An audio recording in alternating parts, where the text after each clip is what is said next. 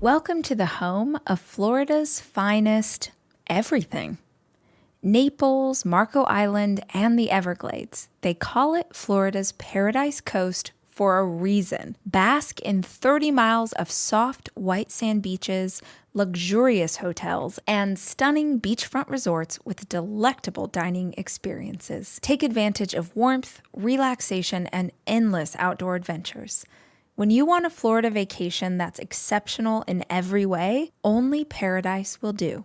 Naples, Marco Island, and the Everglades. Florida's Paradise Coast. Plan your visit now at paradisecoast.com.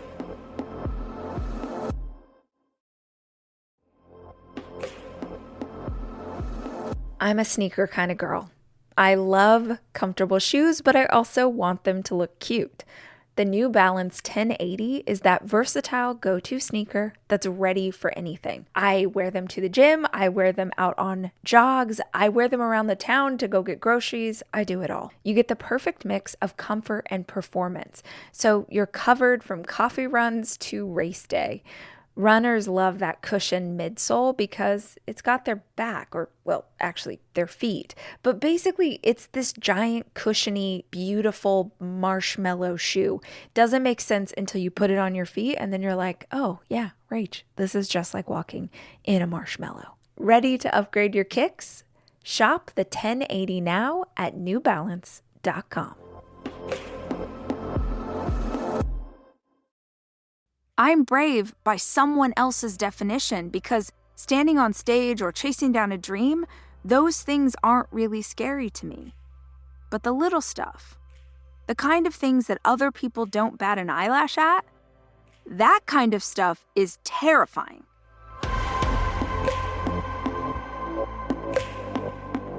Hey guys, it's Rach. Welcome to the show. I'm so glad that you're here with us today. And I have a favor, which sounds kind of harsh if we just met, but I'm assuming that most of you have been a part of this community for a hot minute. And so I gotta ask, are you subscribed to the podcast? Subscribing to the podcast you listen to regularly is one of the best things that you can do for hosts like me. It helps to support the show and the staff that works on it. It ensures that you never miss an episode when we drop a new one. And here's the cool thing about subscribing. If you do it and then you hate this show, just unsubscribe. It's one click away. In the meantime, if you're listening, we would so appreciate it if you would just tap that button and make it official.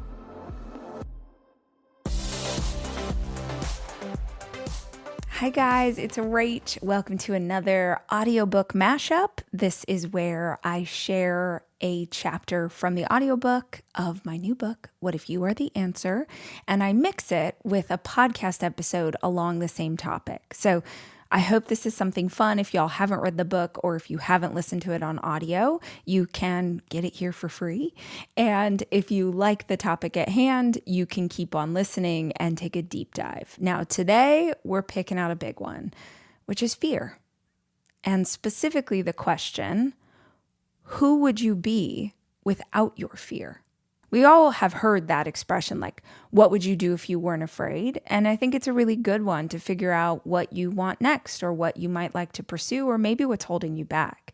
But I like to imagine who I would be if I wasn't afraid. If I wasn't afraid of putting myself out there, maybe I'd have more community. If I wasn't afraid of trying something new, maybe I'd be more successful. Depending on who is answering the question, there will be all sorts of different answers. But if you want to listen to a deep dive, today's conversation is for you. Who would you be without your fear?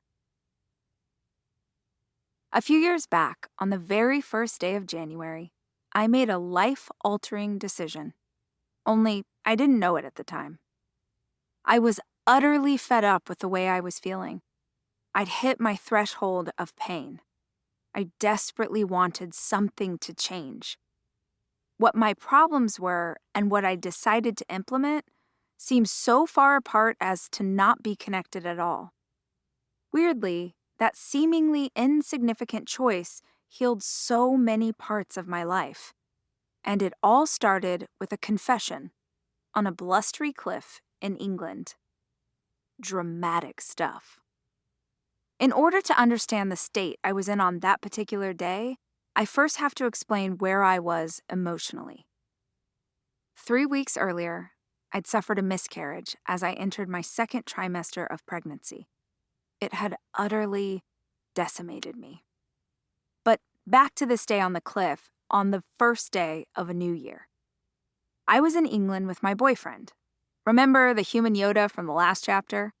Well, we'd come to Cornwall to see his family and friends for the new year.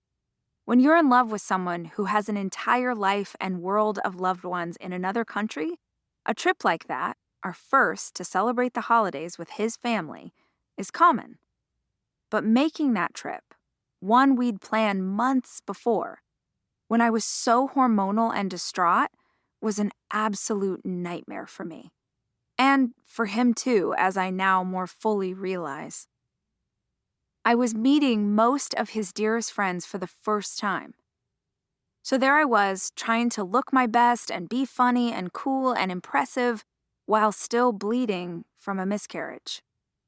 I didn't want to be there. I wanted to crawl into bed and wake up when my heart stopped hurting so much, but life doesn't work like that. Life kept right on going, and I needed to as well. In retrospect, that trip was actually really good for me. I'd already spent 1 full week in bed. Then it was the Christmas holiday with my kids, which forced me to get it together and make it special for them, regardless of how I was feeling. Once they left to spend time with their dad, I went to England for this previously planned trip. That time kept me busy, which was likely a godsend, even if I'd much rather have been wallowing. By January 1st, though, I was at the end of my ability to entertain other people. I felt deeply low. Low in spirit, low in energy. My life force was utterly depleted. Which was made infinitely worse by the fact that January 1st is historically one of my favorite days of the year. I freaking love New Year's Day. I love envisioning the future and planning out goals. I love a New Year's Eve journal session followed by a New Year's Day vision board party. Remember me telling you about my friends gathering for Vision Cast? I love daydreaming about what the year might hold. I adore all that frothy possibility. But on this particular New Year's Day, in that particular mental state, the only future I could envision was dark and sad, which just made me feel sadder. I was sad about what had happened and then sad that I was sad. Oy. Once we got to Europe, my sweet boyfriend was infinitely patient. But like I assume with most partners, he was fairly lost as to how to help me in a grief he couldn't fully understand. His answer was lots of hugs mixed with cooking and baking delicious things so that I would eat, which, by the way, is just about as good a support as you could dream of under the circumstances. But the thing he was pretty adamant about, regardless of whether or not I felt like it, was taking walks. Every day. Let's just move a little, he'd say. Let's just get your face out in the sunshine. Let's get you some fresh air. Y'all, I hated those walks. I was sad and miserable, but at least indoors I could be sad and miserable and warm. We were on the coast of England at the end of December. It was freezing and windy and the skies were perpetually gray. The weather matched my mood perfectly. I didn't want to go outside. I didn't want to take walks. But I also knew how hard he was trying to help me, even as my mood swung back and forth like an emotional teeter-totter. I was either crying or being a bitch, or crying because I was being bitchy. And this man was doing his best, just like I was doing my best, even if it was the worst. And to top it all off, he was right. I knew that it was good for me and my emotions to get outside and move around. Move your body, change your mind. I've said that at least 100 times myself. I've had it printed on a workout towel. I knew it would help, so even if I hated it, I did it. But in my head, I cursed every step we took on our daily walks around Cornwall, which would have been a charming English hamlet if I didn't hate the world. So we walked every day, blast him. And New Year's Day was no exception. He cajoled me into taking yet another frigid trek to the shore, which is how I found myself on the jagged seaside cliffs staring at the turbulent sea. I'm not sure how long we stood there while I wallowed in self-pity and he worried about how much I was struggling. I was searching for something, any idea that would help me feel better. If I could just have one believable goal, I thought to myself, no matter how small, I knew it would help my Enneagram Type 3 Capricorn personality find a little hope. I was deep in my head and swirling around a central thought. How can I heal? What will make me feel better? Without any conscious thought about what the answer was, I opened my mouth and the most unexpected sentence fell out. I am so tired of being afraid all the time. He looked at me with confused compassion. What do you mean? I wasn't sure what I meant. I'd never, ever thought of myself as fearful.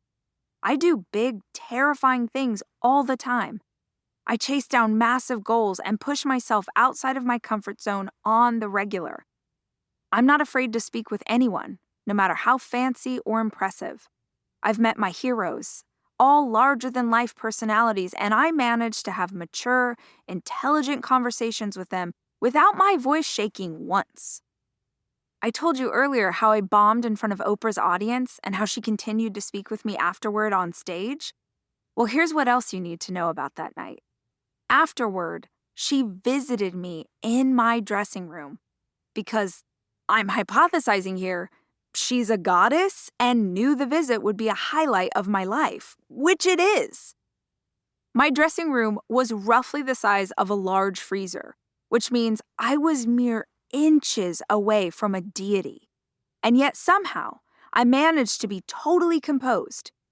Even when I noticed that she was wearing her divine tiger's eye earrings featured in at least 100 episodes of her show, only the true fans would recognize them. Even then, I kept it together. Because I'm brave. I'm brave, right? I asked myself on that New Year's Day.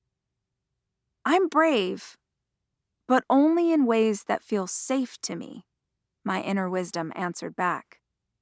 I'm brave by someone else's definition because standing on stage or chasing down a dream, those things aren't really scary to me. But the little stuff, the kind of things that other people don't bat an eyelash at, that kind of stuff is terrifying. I shy away from so many things that seem fun because while I was courageous in some ways, I was a pretty big weenie in others. I'm a weenie about being cold, which cancels out my visits to any chilly climate. I'm a weenie about feeling physically out of control, which eliminates skateboarding, bike riding, rollerblading, skiing, surfing, even though several of those were things I loved doing as a kid.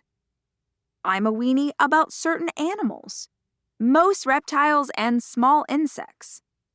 I'm a weenie about heights and mountains and how much it hurts your fingers to learn to play guitar. Basically, if it's uncomfortable or I'm not used to it, I find a way to get out of it. I was shocked to discover that I was such a weenie, but I never once noticed because none of my fears seemed to be holding me back. But here I was, at the lowest of the low points in my life, and some part of me was absolutely sick of it. I didn't want to be this way anymore. Never mind the fact that I was a disaster and there were probably 100 things I should be taking on before all my random fears. I was resolute. I am so tired of being afraid all the time. What I lacked in motivation, I made up for in intention. I'm a sneaker kind of girl. I love comfortable shoes, but I also want them to look cute. The New Balance 1080 is that versatile go-to sneaker that's ready for anything. I wear them to the gym, I wear them out on jogs, I wear them around the town to go get groceries. I do it all. You get the perfect mix of comfort and performance. So you're covered from coffee runs to race day. Runners love that cushioned midsole because it's got their back, or, well, actually, their feet. But basically, it's this giant, cushiony, beautiful marshmallow shoe. Doesn't make sense until you put it on your feet, and then you're like, oh, yeah, Rach, this is just like walking in a marshmallow. Ready to upgrade your kicks? Shop the 1080 now at newbalance.com.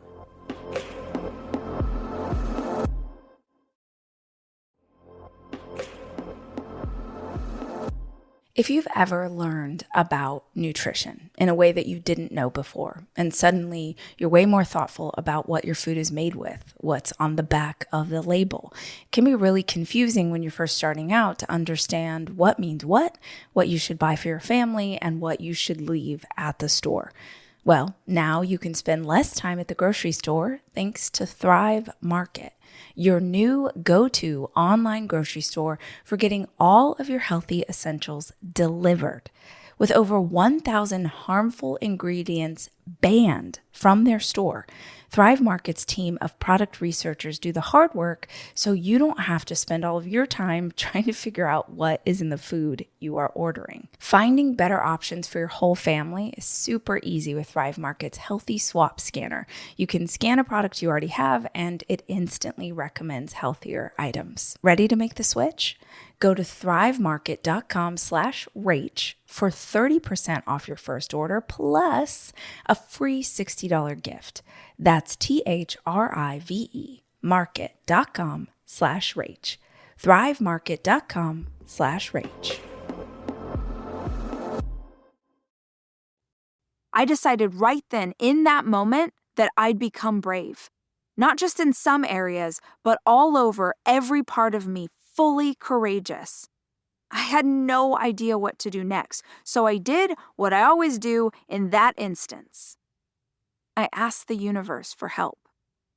Please help me learn to be brave, I prayed. I swear, at that exact moment, my love got a text. Everyone back at the house we'd rented with his friends had decided to do a polar plunge.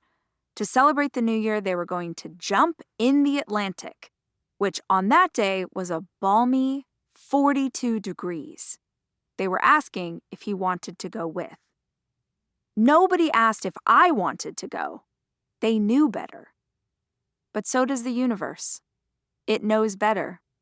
When you ask it to help you be brave, it doesn't magically make you a certain way. It provides you with the opportunity to practice bravery. I'm in, I told him. Wait, what?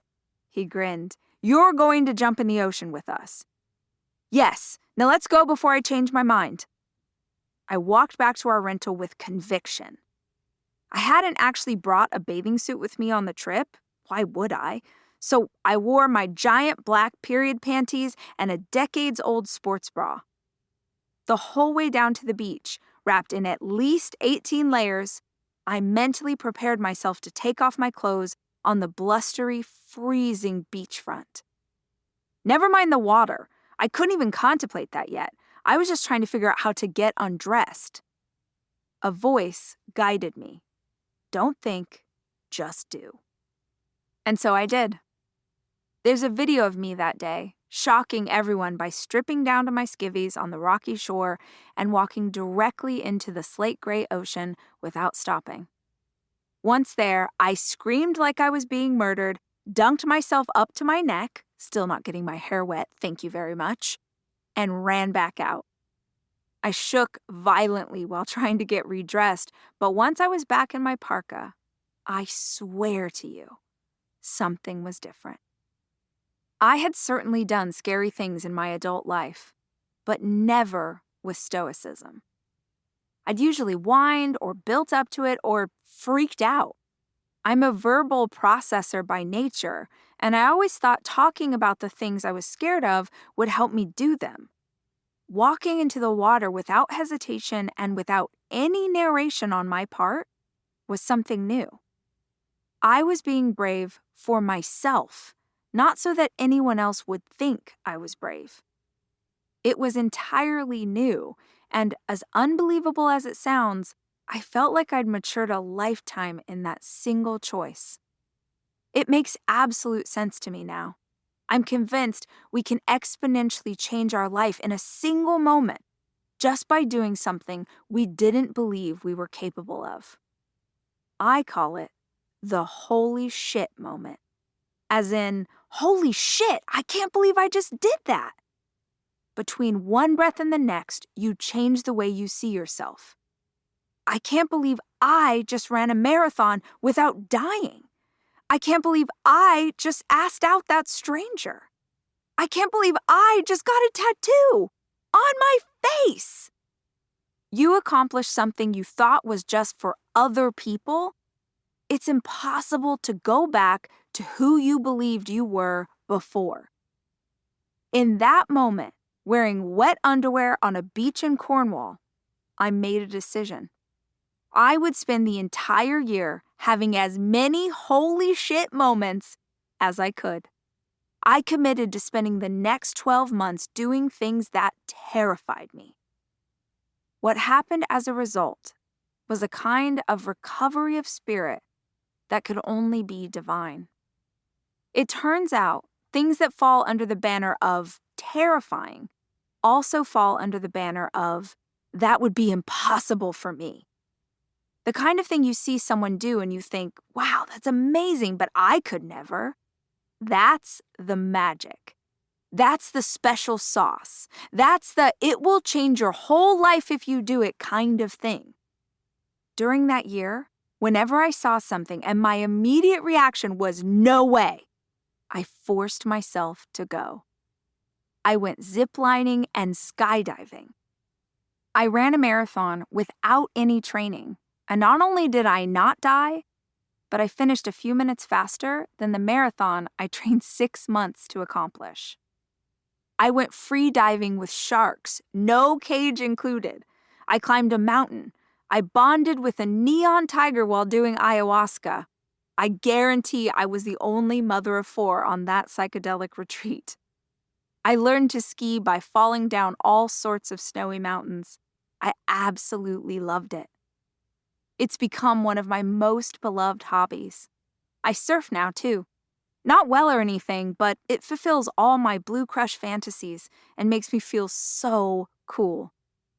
I learned to play guitar and write music. I'm pretty terrible at those too, but damn, I went ahead and did it anyway. I swam in the ocean, getting my hair wet, more in that year than in the previous 39 combined. I talked more to strangers and held more compassion for myself and others. By doing scary things nobody ever saw on my social media, I learned so damn much about myself and who I really am. I realize now I wasn't tired of being afraid. I was tired of my fears keeping me from living my life more fully. I'm sure this surfaced when it did because anytime you experience trauma, it stirs up all the trauma you've lived through before. The terrified part of you cautions you to play it small and safe so you won't experience pain like this again. Fear accumulates. You don't know what big, scary experience might be on the horizon, so you start fearing imaginary things. At least, that's how it happened for me. After a year of doing scary stuff, I became aware of 2 really surprising things. The first is that there really are 2 kinds of fear.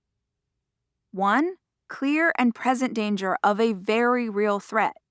If an axe murderer is chasing you or a mountain lion just showed up on your hiking trail, the fear you're feeling is a good thing. It's 160,000 years of evolution working to keep you alive.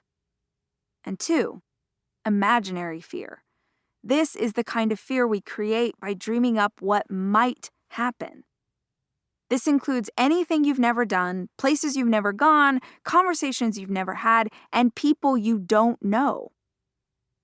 The second thing I learned is that while the first kind of fear is, for the most part, a good thing, That second kind of fear, the fear of what might happen, it's fake news. Not only is it fake news, but it's controlling your life. Anything you're curious about or interested in but don't pursue because of what might happen is you allowing your fear to control you. But you created that fear, which means you can destroy it. By facing my made-up fears over and over again, I desensitize myself to an action caused by my imagination. I still get scared sometimes, but I treat it like the skydiving instructor who helped me jump tandem. I was scared when we were still on the ground, but as we approached 14,000 feet, I was petrified. He acknowledged my fear while adjusting our harness. As we moved closer to the door, he commiserated aloud. It is scary. You just gotta do it though, right? And then he jumped out of the plane. And since I was wearing him like a backpack, I was suddenly free falling through the sky. That's how you have to face your fears. Head on. Take every scary thought you have about the thing you want to do, lay them end to end, give them a good look, and do it anyway. Because you're brave. I did not grow up skiing at all. This is my third ski trip, I think my third. Mammoth, Park City in Utah, and now Zermatt in Switzerland, which is a pretty intense ski trip. I did not grow up skiing, but my boo is a skier, and so it's a big passion of his, so I've kind of come along for the ride. We went for the first time last January. We took the two big boys, so my two teenagers, and the four of us went to Utah and did a ski trip. And it was super fun. Honestly, we had such a good time with the kids. And the kids and I all took lessons every day, and Boo just went and did the mountain. But this time I decided, since I was coming with him and his friends are here, so they're all great skiers and have skied their whole lives. And this area is a skier's paradise. I was like, okay, if I'm going to go, I really want to commit to some deliberate practice, which is when you are intentionally pushing yourself further than you think you're capable of. And basically me doing anything with skis is deliberate practice because it's really scary. But this time I decided that I would do private lessons because I was like, if I'm going to do this, I just want to get over my fear.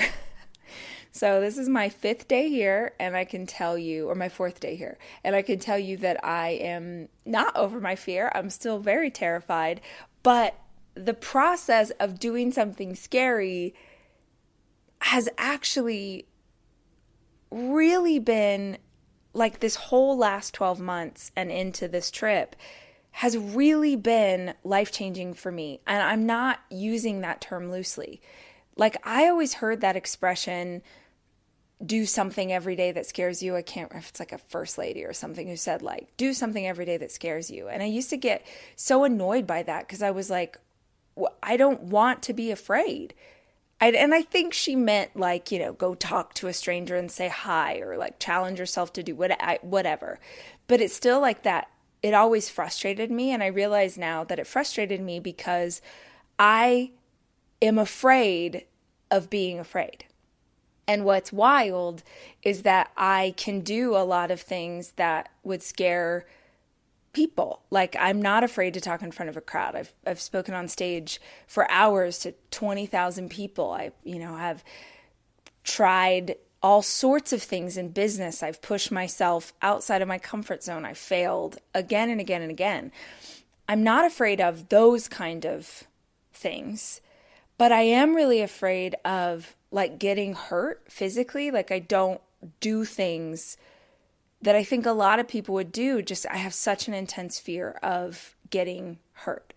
And that has kept me from trying a lot of stuff. And, like, not even, to be honest, a lot of stuff that I was craving doing. Like, I've done a lot of things in the last 12 months that I never really had a desire to do.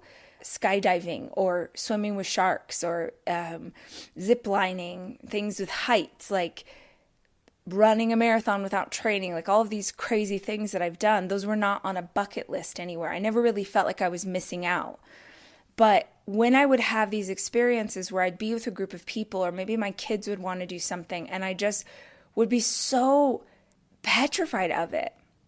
And you maybe have heard me tell this story, but almost exactly a year ago, I was in England, same vibe. I'd come to Europe with Boo for New Year's, and we were on a cliff in Cornwall looking over this beautiful ocean. It's like freezing cold, and I didn't even have a conscious thought of this until it came out of my mouth. But I was like, God, I'm so tired of being such a weenie. I'm so tired of being afraid. And then I was like, what? And he was like, what are you talking about? You're not a weenie. What are you afraid of? I realized like I was afraid of so many things that other people will at least try. And I don't like the idea that I'm missing out on experiences because of fear. So I made a commitment to myself. I made a promise to myself on that day, January 1st, 2022, that I would challenge myself to do things that were scary. What I have learned in the process, you guys, like I know it sounds like something that a personal development, whatever, tells you to do, and you're like, oh, okay. But what I have learned about myself from pushing into situations where I'm literally terrified, I feel like there are people who maybe are like, yeah, I've been doing that my whole life, dummy. And they already know this, but I didn't understand how much growth would come of that process. You could almost boil it down to like, if you look at Stoic philosophy and this idea that you push yourself into uncomfortable situations so that you can better handle all the parts of your life. Like there's an old saying, something like, I'm going to butcher it, but it's something like the warrior who sweats more in peacetime bleeds less in war times, because you'll take on more challenges that you choose. When you have the capacity to choose them, you will better be able to handle the challenges in life that you don't choose. We challenge ourselves, or we bring in new habits into our lives when we have the capacity to take them on. Because we have to honor the fact that we don't always have the capacity to take on something challenging. Sometimes your life has enough challenges already. You can't add anything into the mix. I have a friend who's pregnant right now, and it's early in her pregnancy, and she's so sick. Bless her, she is so freaking sick. And many of us who are mamas who have been pregnant can identify with that particular kind of sickness. But you think she's able to take on a new challenge that she chooses? No! Right now, girl is trying to survive. We don't honor enough the season that we're in and what we are capable of taking on. But if you have the capacity, even like a little bit extra right now, to push yourself outside of your comfort zone, it doesn't have to be a terrifying thing like I'm going to talk about today. It doesn't have to be something that terrifies you, but just pushing yourself past a current boundary in a simple way. It could be like, maybe you're the most shy human on the planet, and the little capacity you have is that you're going to start making conversation with the barista at your favorite coffee shop. It could be that you're going to go through your day and hand out 10 compliments to people and make their day so much brighter and better because you see them. In a world where people are feeling more and more lonely, we have this loneliness epidemic right now. Maybe your challenge to yourself outside the comfort zone is like you're going to strive to make sure people know that you know that they're here and that they matter.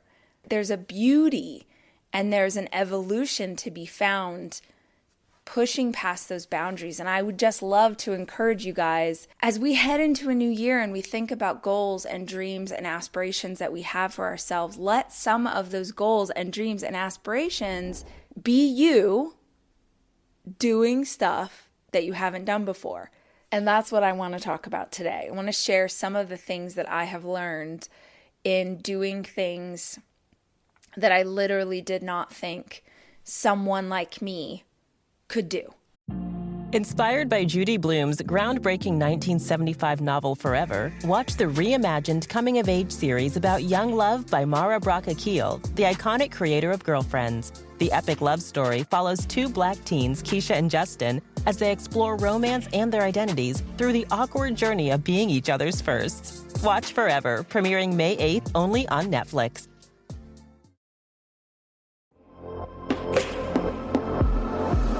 Look, everyone knows that toilet paper is not created equal. Not all rolls are the same. Some are too soft. Some, can we say, sort of crumble, if you know what I'm saying? Then other toilet paper is so strong that it can actually hurt. And let's not even talk about the toilet paper that is so thin, it doesn't get the job done. Angel Soft is soft and strong and always affordable. Come on, life is too short. There's too much going on. I don't want to have to overthink this. So pick up a pack of Angel Soft in the toilet paper aisle of your nearest retailer. That's Angel Soft, soft and strong. Simple.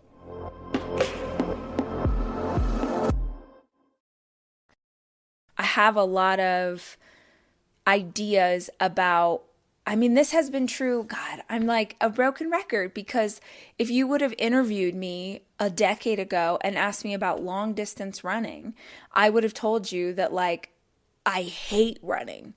I used to say that. I hate running. I couldn't even, get a quarter of a mile down the road without feeling like I was going to throw up. And I all the time would see people running and be like, what is wrong with that person? I can't even and it's just, it's bullshit. It's the stories that we tell ourselves about why something isn't for us because we're scared to try that thing, or because we don't think that thing can be ours. Because to be honest with you, there's a million activities that exist in the world right now that I'm not even aware of. I'm sure there are so many kinds of workout modalities that I'm not even conscious of and I don't notice. But for 5 or 10 years, I would see people running and be like, that person's ridiculous. Why would anyone torture themselves in that way? I was always noticing the runners and thinking, I could never do that. Why would they do that? Or, I'd see people on Thanksgiving Day or Christmas Day, they'd be out on a run. I'd be like, what is wrong with that person? This is a holiday. You're supposed to be eating and drinking. And now I'm the person who runs on Christmas Day and who runs on Thanksgiving. And because it makes me feel good, because it gives me all of these gifts I never understood before. But it's worth noticing, what are you paying attention to / judging? Because honestly, if someone wants to, do speed skating, I'm not paying attention to speed skaters and being like, oh, what's wrong? I'm like, oh, cool. That's crazy. I have no desire to do that. But you know what I mean? So there's something to the stuff that you keep noticing and keep judging and keep thinking, that's not for someone, quote unquote, like me. Skiing is 100% something that I have my whole awareness of it identified as not for someone like me. I didn't grow up in a place with snow. My family did not have money at all. And skiing is a very expensive hobby, I have just discovered. Certainly, I'm sure there are ways to do it less expensively, but renting the gear, getting a pass, traveling to a location with snow if you're not already in one, it's a lot. Not only that, my family, my parents, my aunts, the voices of authority in my life growing up had a lot of opinions about, oh, you're going to break your neck. And by the way, I'm sure this is where my fear of getting hurt comes from, because they were afraid and they gave that fear to us and tried, even I'm 40 years old and both my parents, I sent them a video of me skiing and both of them oh my God, that's amazing. But just please be careful. I can't, that's so scary. And crazy how much our parents fear, or the people that raised us, how much their fears become our fears if we're not really conscious of it. So I didn't grow up doing this thing, and I would see people do it, and I would think, oh, well, it's too late. Like, I can't learn to do that as an adult. And I wanted to do this episode because I wanted to talk about fear, and I was hoping that even one of you would hear this conversation and do something that scares the crap out of you and become a different person and learn in the process. But I also wanted to just encourage you that it's never too late. It's never too late to try something. It's not. It's not too late to do the thing that you don't think you can do, because I truly attempted this. I had done it years and years ago, but I truly attempted this for the first time when I was 39. Honestly, I have fallen again and like eaten shit, like not just fallen a little bit, like rolled down a mountain. Yesterday I did a full Superman down a mountain. My skis went flying. I had to climb back up the mountain to grab my skis. I've done like full pirouettes into crashes. I went up over the side of a lip the other day, and like, it's just, I have hurt myself doing this. I've also had a hell of a lot of fun. And I don't know. I mean, I'm not going to lie to you guys. I'm here for the après ski. I am. If you're a skier, you know what that is. And the only reason I agreed to come on this ski trip with Boo and his friends was because I wanted to do after the skiing, you go and have like a delicious glühwein, which is like a mulled hot cider or mulled hot wine here. You go have like toasty, delicious mulled wine while you're by a fire in your ski. Like, it looks like it's out of a... That's why I'm here. I came here for that moment, and like the delicious food, the fondue and the rösti and like all of these amazing things that the chocolate, that like, I'm here for that. But while they were skiing all day, I was like, I can't, what am I gonna watch Netflix while everyone skis and then meet? No, I was like, if you're gonna do it, you're gonna do it. And I'm shocked to tell you, I get it. I get why people like skiing.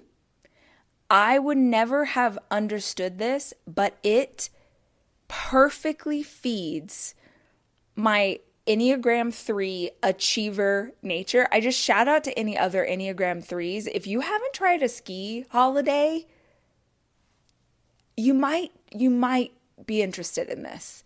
Because the setup of these days, you go and you ski for 3 or 4 hours. You're like toast. Like, your body is it's the most incredible workout. Buns of steel. I mean, first of all, when you first start, like, I'm saying this because those of you who ski are going to know, y'all have maybe seen it, but you like hold the snow plow is what they call it, or the pizza. It's like you hold your skis in a triangle because that's what makes you go slow or gives you the ability to stop. But when you first start skiing, you're petrified. I mean, petrified. And so you basically just hold the snow plow endlessly for 3 or 4 hours.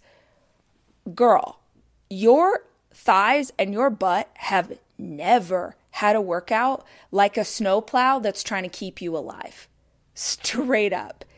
Honestly, it's been an incredible workout into some incredible food. We're in this place called Zermatt in Switzerland, which is literally at the base of the Matterhorn. Like, you know, in Disneyland, there's the Matterhorn, the actual Matterhorn. Everything here is beautiful.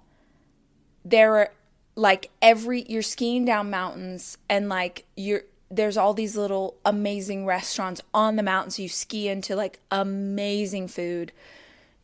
I'm just, I'm here for the food, but I had to ski in order to get it. So I get it.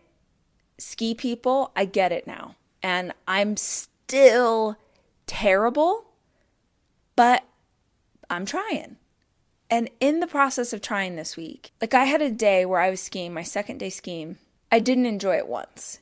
I did not smile one time. I was so scared. I just was in my head. I had had a pretty first day, but I had some successes and I felt proud of myself. And then my last run of the day, on the first day, I crashed pretty hard, and that really psyched me out. And so the second day I went in and had a really hard ski day. Like a couple of times I'm going down the mountain and I'm with an instructor, but obviously they can't save you if you're like about to go flying. A couple of times I literally was like skiing down the mountain crying because of fear, like I'm gonna die. I was feeling pretty discouraged in that day because of how hard it was, because of feeling really frustrated, feeling like, that voice in your head, like, of course you can't do this. And like, you are too afraid. And I was literally just trying to get through the lessons just so I could be done. It just sucked. And we went up for our last run, and my instructor's wonderful, wonderful, wonderful. If any of you are coming to Zermatt to ski, the Summit Ski School, and his name is William, he's this adorable 25-year-old Swedish boy who, like, the very first day, and he has no idea like who I am or what I do, but the very first day he was telling me that he's recently gotten into personal development, and we're on a ski lift, and I was like, oh son, you've come, the universe has connected you. Because he's like, I'm not really sure what to read next. I'm on this journey and I want to know what to read. And I was like, oh, my child, come in for the real thing. The universe has guided you to me so that we could talk about this. He knew that whole day, he knew I was really struggling, and he was doing his best to try and like help me. But I was just so in my head and I was so scared. I went up for the last run of the day, and we were on a mountain where the runs are really quite long. And I was just like, oh my God, please, Jesus, let me get to the bottom of this hill. Just something clicked inside of me, and I was like, you know what? You know better. You are having the worst day, because I kept falling again and again. I'm like, you are having the worst day because you are in your head and because you are letting your mind run away with you, and you have the shittiest mindset right now. And I was just like, you either are going to get in the right headspace to do this, or you're not going to do the run. Because trying to do this in this mindset is actually going to hurt you. Teacher, physician, heal thyself. Like, come on. I was like, okay, screw it. I'm just going to like hype myself up and just try and enjoy this run. And I still fell. But I did so much better. I got to the bottom without dying. When I finished, I was like, it's crazy how many lessons are inside of this. And it doesn't even have to be skiing, y'all. It's like anything you do that challenges yourself. The incredible lessons inside of what you're doing. So for me, I'm like, oh yeah, the reminder that if your mindset isn't right, none of it's going to go right. That's a life lesson. If you're in a crappy mindset, it's all going to suck. And I know that you've experienced moments like this. You have had moments in your life where the exact same scenario on different days, one time is like the best thing that's ever happened to you, and another time is like your worst nightmare. Every single one of us have experienced moments where your partner is like being all lovey and sweet and like kissing your neck, and you're like, oh baby, ooh. You're feeling the vibe, you're loving it, whatever. And then you probably have also had a moment where your partner tried to come up and kiss your neck, and you're like, I will cut you. For whatever reason, you're tired, your hormones, you're frustrated with them, whatever. Exact same scenario on different days feels differently. But the only thing that's different is the mindset you have about the situation. So I did that last run, and I was like, oh my gosh, there's so many lessons in this. And I wanted to share a few others with you while I've got you. Pulling out the old journal. Okay, so this is a great one. I love an analogy for life, and William told me a really good one. When I was on the first day trying to figure out how to ski,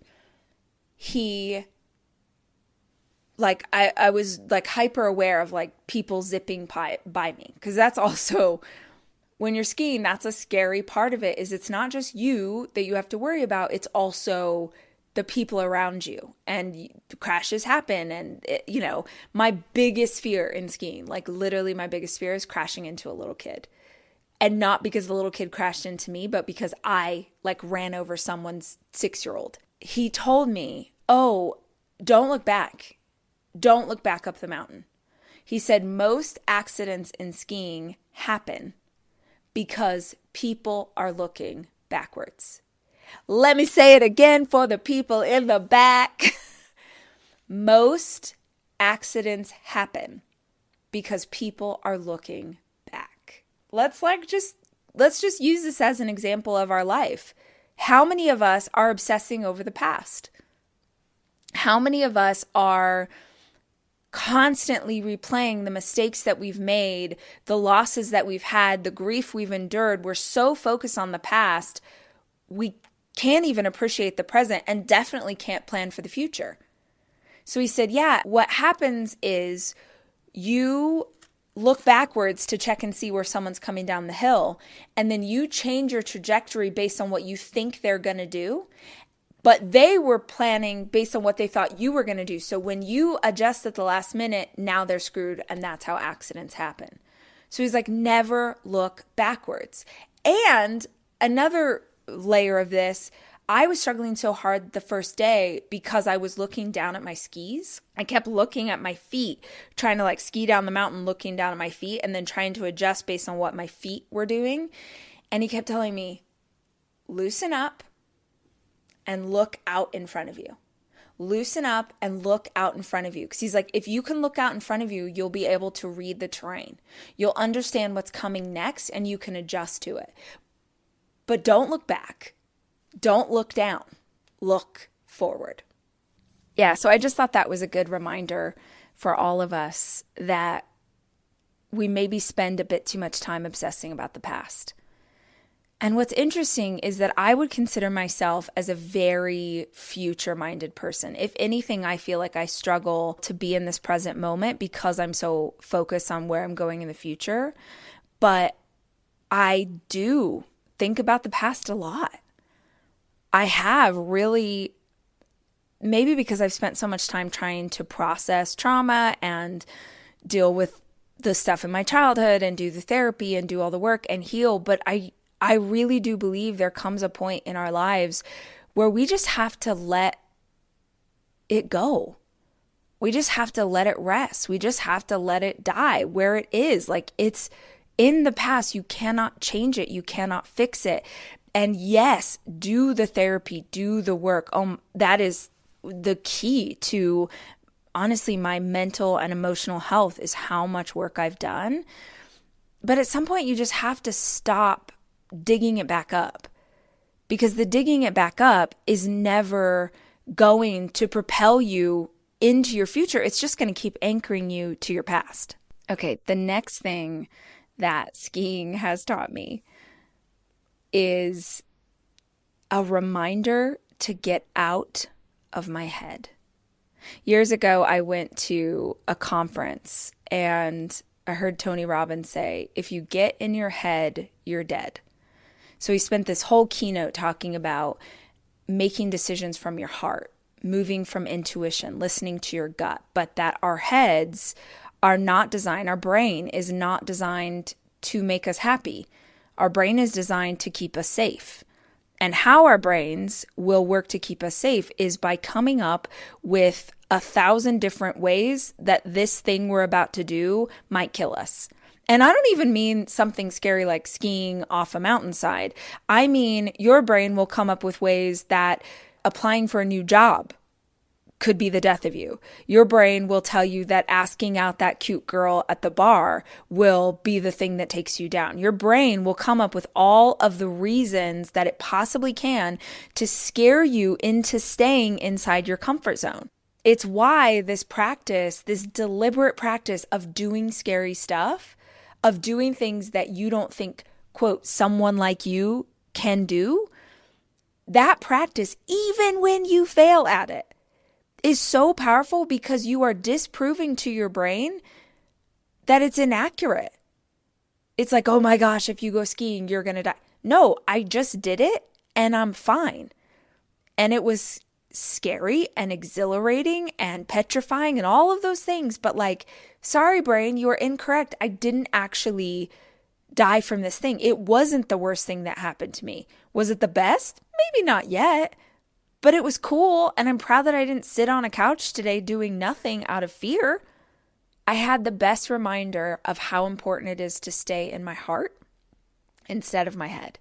And that was, again, on the second day of skiing when I was struggling so badly. I kept crashing, and I was trying to analyze why I kept crashing. And I realized it was because, like, if my body was sort of the thing in charge, I do great. But as soon as my head starts to try and help, that's when I crash. That's when I fall.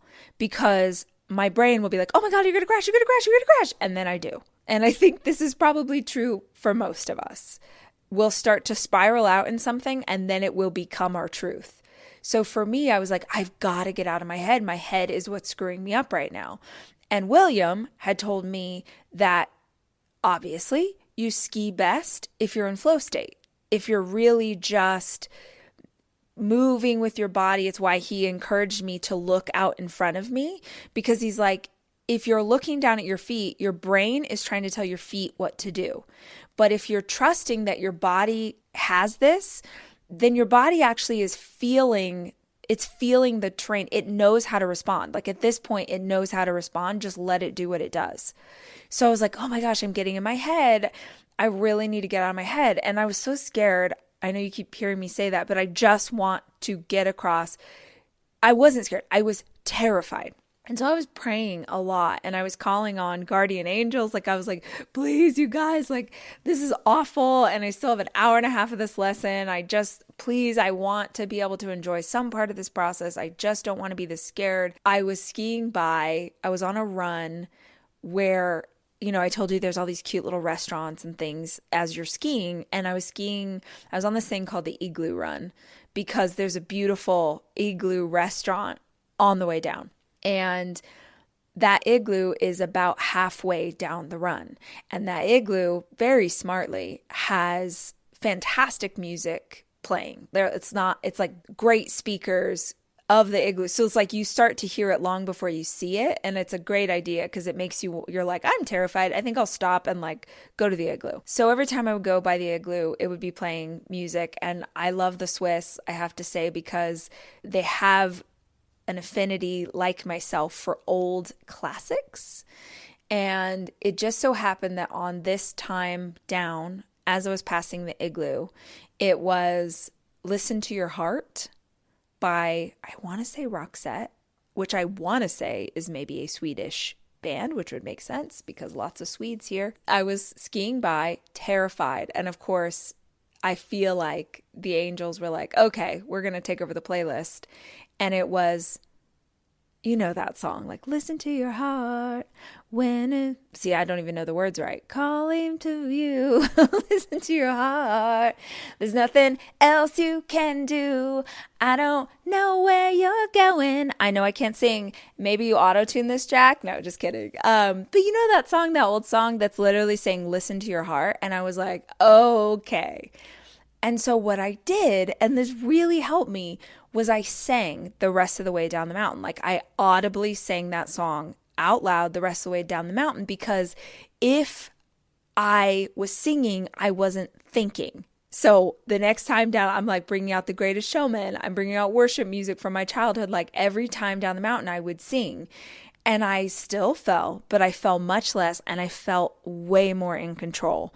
So I loved the reminder to get out of my head, to move from passion, to move from intuition, to move from a place of love. The way that we do that is by being really intentional about connecting to that heart, to, whether you believe in a heart chakra, or your inner knowing, your inner being, like that intuition inside of you. You connect to a higher level, you connect to God, you pray, whatever it is. It's why you hear so many people talking about a morning routine, because the morning routine is an incredible opportunity to connect. Even if it's 5 or 10 minutes, to just take the time to close your eyes, get centered, and connect to the heart. So you're moving from that place. I did a recent episode, and forgive me because I don't know the number, but it was our most popular episode for quite a while, which was 7 habits that help me connect to a higher power. That must have really resonated with a lot of you guys, because we need some reminders of ways that we can connect to ourselves and to something greater. And when you get scared, it's like, okay, how can I go back to this heart-centered place? And if nothing else, put on that song as loud as you can, sing it as badly as I just did for you guys, and hopefully feel a bit more connected. The last thing that I want to tell you guys about this process, this skiing trip, and who knows, maybe I'll have more stories. I'm going out again this afternoon, but yesterday I wasn't going to ski. So I had 2 days of lessons, and then we were meant to take a day off because it was supposed to be kind of cruddy weather. And I woke up and I was feeling like a little bummed because I just thought, I mean, y'all, you know my schedule, my life, and I have these babies to raise. And the chances of me getting back to Switzerland to ski is probably going to be another year. It's going to be another year when the kids are with their dad again, and then I have this break. So it's a really rare opportunity, I think, for any parent, especially, to get the time away. And even if you're not a parent, like whenever we have these pockets of time where we don't have to be at work, and we don't, I mean, haha, because I'm working right now, where you just get this sort of break from your regular life and you have this opportunity, I really felt a little bummed because I was like, I'm not going to get to do this again for a very long time. And I feel bummed that I'm not doing it today. I went to a yoga class in the morning, which was very necessary because every muscle in my body is like screaming. So I went to a yoga class, and then I was like, you know what? I'm going to go skiing. I'm just going to go. And I didn't have my teacher that day. I didn't have William with me, but I thought there is one slope in all of these mountains. I need you to understand, if you are a skier in the US, and you don't know this because I did not know this, if you go to a mountain in the US that has ski runs, I mean, there's maybe, 15? Maybe. You're here, you guys, there are 100 runs. Every direction around me is a snow-covered mountain with ski runs. It's the craziest thing I've ever seen. But there is one run that's super mellow. There is one run that I would say is the equivalent of like a bunny slope in the US. Something else I didn't know is that like European grading of a ski slope is way more intense than the US. Like I feel like I can probably go back to the US and like just crush it now because these slopes are so hard. But there's one really gentle slope. And I thought, okay, here's what I'm going to do. I'm going to go to this slope, and I'm just going to do it 1,000 times. Like I'm just going to do it over and over and over, even though it's gentle, just so that I can feel more confident in what I'm doing. And I went, it's called Eisfluh, Eisfluh or something. I get all my gear on, I go up, I am headed down to Eisfluh. I'm petrified because remember, the day before I'd had this horrible day of skiing, and I just take it nice and easy, and I work on my technique, and I just did that over and over and over. Eisfluh has 2 entry points. One is this very gentle thing that takes you down the rest of a very gentle slope. And then the other one is incredibly steep. Like it's just like over the top. It's insane, but it's fairly short. Like you're only in this steep thing for a fairly short amount of time. And my boyfriend had seen it, and he was like, oh, I bet that you're supposed to start with the gentle thing and then work up to that steep part because they connect. And then, so you really just have to get through the steep moment and you'll be okay. But he's like, that's really steep. Like that piece is pretty intense. And when I was on the chairlift, which takes you by this steep hill, I could hear people on this bit. And sorry, I'm like such a nerd that I'm like talking about skiing nonstop. But you can tell based on the sound if it's ice. Like snow sounds one way, right? When skis are on it. But ice is like, and if it's ice, that means you're going to go so fast. So now I'm like, oh my gosh, it's so steep and it's icy. And I'm just like, there's no way I can do this. But like in the back of my mind, I'm like, yeah, but deliberate practice. And if you don't push yourself, you're not going to grow. And thank the Lord for small mercies, because I was headed up. I had done the easy one 5 times. I was headed up in the chairlift, and I look over, and there is an instructor taking 6 5-year-olds down this steep slope. Can I just have a minute for these babies on skis? If you've ever been skiing, you know what you're like, a grown human falling over, tumbling down a mountainside, and there are these little babies doing 1,000 miles an hour, not afraid at all. Like, I do not get it. Kids are the most amazing skiers. I don't have words. But I see this instructor taking these little babies down this steep thing, and I'm like, okay, there's no way this person's taking these kids down this bit if it's too dangerous for me. So I was like, stop being a wuss. If you fall, you fall. Like, it just is what it is. Let's just go. I did it, and it was freaking terrifying, and I got to the bottom. I was like, okay. And I had done 5 of the easy, and so I thought, okay, I'll do 5 of the hard. A couple times that was very treacherous because it was so steep that I couldn't see if someone else was on the hill. And a couple times I came over the top and there were just like these little duckling children like right there, and I don't know how to stop it. I'm like, I'm going to kill everybody and whatever, but I lived. And the very last time, my 10th run of the day, I'm like, okay, one more. I hesitated for a moment. I learned later that you really have to listen to your body when your body's tired. I mean, hello, another life lesson. When you're tired, you make mistakes, is something I've learned in skiing. So I had done 9 and I'm at the top of this precipice again. I'm like, okay, one more run. But my legs were really tired. They were like, okay, Rach, we're done. But I thought, oh, we've done it. Let's tick this off. Let's be done. And then we're going to go get a coffee and it's great. So I start going, and y'all, I wish I had video because I literally don't even know what happened. All I know is that at some point down this mountainside, my skis are flying. I am doing a Superman down the side. It was like the worst crash I've had. Still don't know how it happened.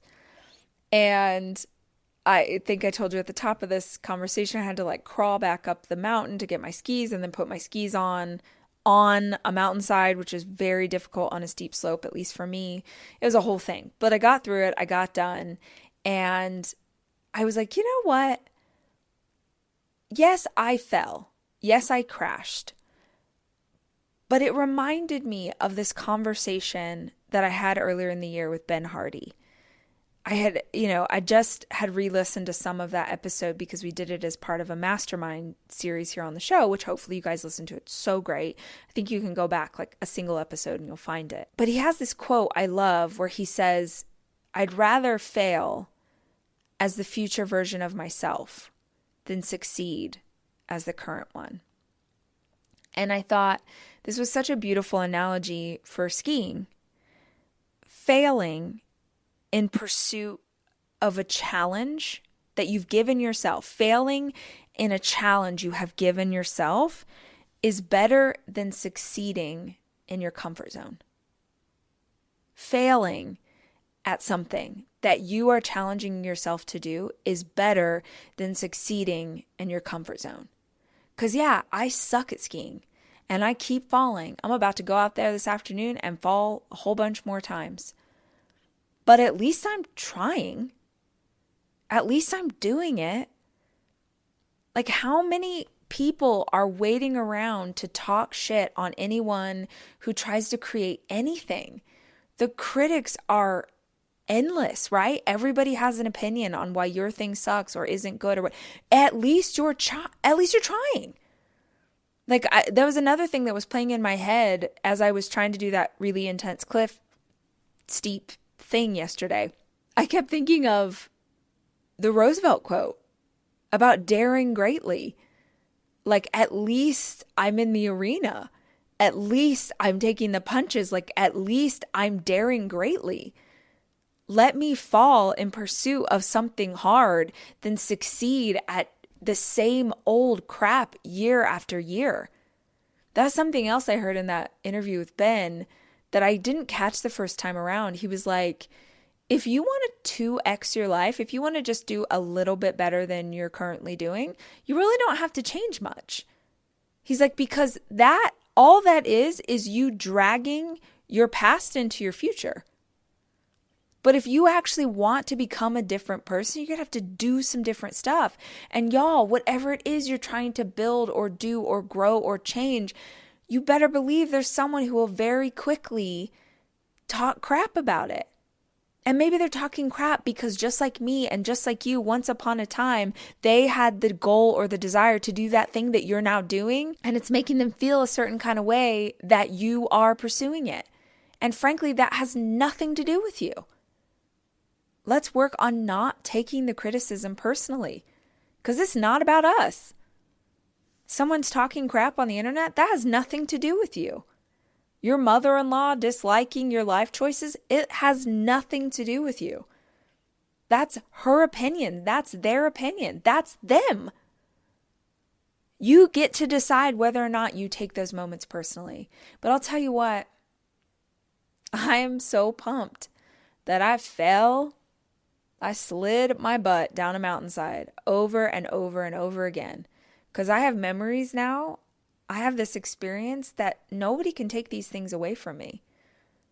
It's 2023. It's my 40th year, and I've already been skiing in Switzerland. I've laughed and had the most amazing memories. My body hurts like I've challenged myself. I've seen beauty like I didn't even know was possible to see. I spent time in the mountains, the snow. I went sledding. Like, I did all of these things because I didn't just accept the comfort zone. I pushed into and past fear. Unfortunately, I've learned that the fear doesn't go away after just one exposure. I definitely kind of thought that would be the case. Like, oh, if you do scary things, then you'll be less. No, that's not true. I can tell you now, I can affirm for you that that is not true. But I do think that if you do scary things, you're far less likely to be so terrified all the time. Do some scary things this year. Choose the hard thing. Because you and I both know you're going to experience hardship in the next 12 months. But let some of that hardship be the kind that you decide on, that changes you for the better. I hope that was helpful, guys. Now I'm going to go fall down a mountainside with William yelling at me. And I'll be back soon with more information. If you're still with me, I would love it if you would subscribe to the show. Just hit that subscribe button. And that way you will never miss an episode. I'll be back with more conversation soon. I'll be back on Texas soil soon, so that'll be great. I think it's about 70 back home, so I'm pretty pumped about that. And until then, guys, I love you, and I'm rooting for you.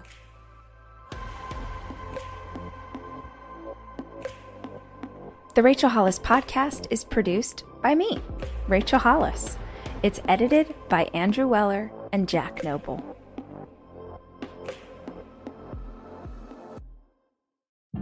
Inspired by Judy Blume's groundbreaking 1975 novel Forever, watch the reimagined coming-of-age series about young love by Mara Braca-Keel, the iconic creator of Girlfriends. The epic love story follows two Black teens, Keisha and Justin, as they explore romance and their identities through the awkward journey of being each other's firsts. Watch Forever, premiering May 8th only on Netflix. Tires matter. They're the only part of your vehicle that touches the road. Tread confidently with new tires from Tire Rack. Whether you're looking for expert recommendations or know exactly what you want, Tire Rack makes it easy. Fast, free shipping, free road hazard protection, and convenient installation options. Go to TireRack.com to see tire test results, tire ratings, and consumer reviews, and be sure to check out all the special offers. TireRack.com, the way tire buying should be.